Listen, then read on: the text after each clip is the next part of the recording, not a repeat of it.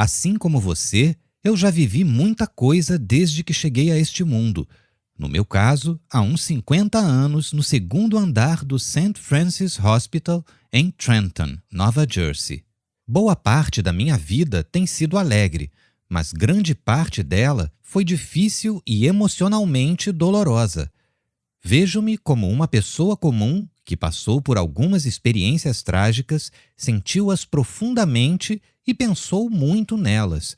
Sou médico e psiquiatra em atividade, com formação em biologia cerebral e psicologia, e abordo minha profissão de um ponto de vista holístico. Tive o privilégio de estar ao lado de inúmeras pessoas enquanto passavam por situações transformadoras.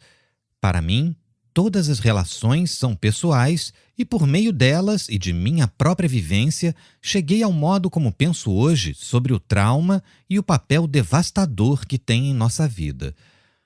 Antes de me decidir pela faculdade de medicina, fiz carreira no comércio. Minha única experiência com a assistência médica até então era visitar parentes mais velhos no hospital, na maioria imigrantes italianos de primeira e segunda gerações, alguns que estiveram na linha de combate durante a Segunda Guerra Mundial. Você saberá tudo sobre meu tio Wrangel no capítulo 5. Conforme envelheciam, eles precisavam de mais cuidados do que estavam acostumados a receber, e a mudança para visitas constantes a hospitais não foi fácil para nenhum de nós. Os médicos e enfermeiras sempre pareciam muito ocupados e distantes e raramente se comunicavam conosco. Quando falavam, em geral, tínhamos dificuldade de decifrar o que diziam e muitas vezes me senti confuso e intimidado.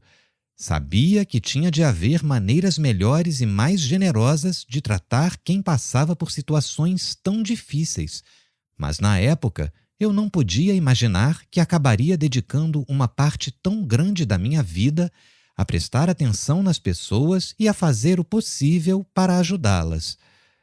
Meu pai é empresário e parecia natural que eu também fosse. Acabei conseguindo emprego numa consultoria de primeira linha, mas, depois de algum tempo trabalhando nisso, comecei a me sentir sufocado. Era como se todas as minhas opções tivessem se esgotado e tudo estivesse indo ladeira abaixo a partir dali. Fiquei deprimido. Eu só tinha 25 anos. Foi então que meu irmão mais novo se matou. Jonathan tinha 20 anos. Ele se matou com um tiro na casa onde crescemos, com uma arma que meu pai recebeu durante a Guerra da Coreia. Minha mãe encontrou o corpo. Passado o choque inicial, eu e minha família tentamos entender aquela tragédia que parecia sem sentido. Meu irmão e a namorada tinham rompido pouco tempo antes e acreditamos que ele estava usando drogas, mas essas questões não explicavam a decisão de Jonathan de tirar a própria vida. Hoje, em retrospecto, entendo muito melhor. 4 anos antes de a tragédia acontecer, um raro problema congênito paralisou todo o trato digestório de Jonathan. Até então, ele era perfeitamente saudável. Agora, ali estava, 16 anos, a vida em risco, entrando e saindo do hospital para um procedimento doloroso atrás do outro. Não conseguia comer. Perdeu uma quantidade inacreditável de peso e força. Estava apavorado. Todo o sofrimento foi horrivelmente traumático para ele. As pessoas que conheceram Jonathan antes da doença comentavam como ele tinha mudado. Não passávamos muito tempo juntos nessa época, mas, mesmo antes do suicídio, eu não sabia o que se passava com ele. Jonathan queria que eu o visse como forte e feliz e me escondeu seu trauma. Ou, mais exatamente, escondeu o que entendia do assunto. De qualquer forma, não sei se eu notaria. Como disse, eu mesmo estava deprimido na época, perdido em minhas estratégias de consolo e praticamente cego em relação a tudo que não fossem minhas próprias tribulações e meu próprio trauma. Depois da morte de Jonathan, conheci aos poucos o histórico de doença mental e suicídio na minha família. Passei muito mais tempo com meus pais e meu outro, e agora único, irmão, e comecei a perceber algumas coisas sobre o modo como eu levara a vida até então. Vi que eu era controlado por uma ladainha de deveres nascida do medo, medo de não ter sucesso, de lamentar me demitir de um bom emprego, de não saber o que estava fazendo e me arrepender depois. Após a morte de meu irmão, esses deveres baseados no medo que dominavam minha vida sumiram, e eu não conseguia lembrar por que tinham sido tão importantes. Foi então que decidi explorar meu antigo fascínio pela medicina. Embora às vezes fosse árdua, a faculdade foi uma experiência maravilhosa. Eu estava ansioso para aprender todas as coisas que não sabia quando meus parentes mais velhos adoeciam e quando meu irmão estava doente. E queria brandir esse conhecimento secreto para finalmente fazer diferença na vida das pessoas. Enquanto fazia o rodízio pelas diversas especializações nos 2 últimos anos do curso, me espantei várias e várias vezes ao ver como o mundo interno do ser humano determina muito de seu mundo externo. Comecei a ver que nossas escolhas e experiências de vida surgem do que acontece dentro de nós, e me surpreendi com o número de problemas, alguns deles fatais, que podiam ser totalmente prevenidos. A Faculdade de Medicina me ensinou a maravilhosa complexidade do ser humano, além da previsibilidade de muitas coisas evitáveis que nos ferem ou matam, como a má alimentação, o hábito crônico de fumar ou os acidentes de trânsito. Quanto mais eu aprendia sobre medicina clínica e passava tempo com os pacientes, mais horrorizado ficava ao ver que os fatores de saúde mental se mantinham sem tratamento, causando dor física e mental e, às vezes, morte.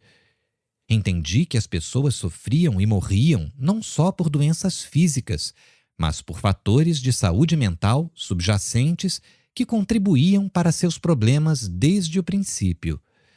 E cada vez mais ficava claro que havia maneiras melhores de abordar os problemas médicos, quaisquer problemas, aliás, prestando atenção nas questões ocultas. Com muita frequência, isso significava prestar atenção no trauma. Eu me interessei pela psiquiatria porque ela me incentivou a pensar em combinar biologia cerebral, medicina e psicologia para entender e ajudar os outros. Os psiquiatras precisam ter em mente que as doenças médicas e neurológicas são às vezes a verdadeira causa que leva as pessoas a buscar tratamento e também têm que se concentrar em como a mente e o corpo se influenciam mutuamente o tempo todo. Por exemplo, o sofrimento físico com que meu irmão teve que lidar afetou sua mente, resultando em comportamentos que abalaram ainda mais seu corpo e sua mente. Decidi me tornar psiquiatra porque queria fazer diferença para pessoas como meu irmão. Por que escrevi esta obra e o que espero que você tire dela? A diversidade dos problemas humanos que já vi na vida e na carreira é quase infinita. Baseado nisso, pude constatar que, na imensa maioria deles, o motivo subjacente é o trauma. Essa é uma declaração ousada, e é assim que deve ser. A mensagem que vim transmitir sobre trauma tem que ser audaciosa a ponto de mudar a sua vida e a dos outros para melhor.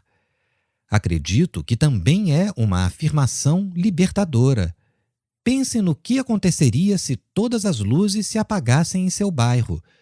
Que terrível seria se a solução fosse trocar todas as lâmpadas de todas as casas.